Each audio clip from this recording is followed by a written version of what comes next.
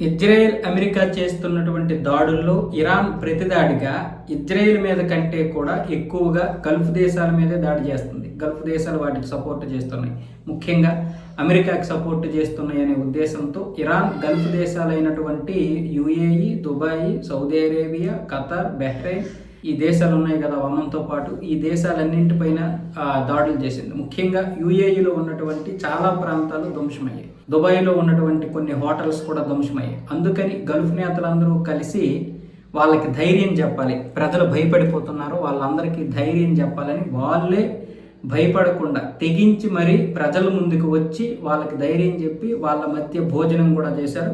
దానికి సంబంధించినటువంటి వీడియోలు కూడా బయటకు వచ్చాయి. ముఖ్యంగా యుఏఈ అధ్యక్షుడు Sheikh Mohammed bin Zayed Al Nahyan, Dubai crown prince Al Maktoum, ఇతర సీనియర్ అధికారులు సోమవారం దుబాయ్లోని మాల్, ఇతర ప్రదేశాల్లో కలిగి తిరిగారు.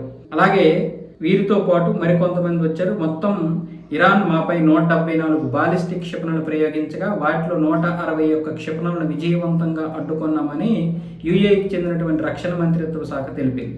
ఆ వీడియో కూడా చూపిస్తా చూడండి.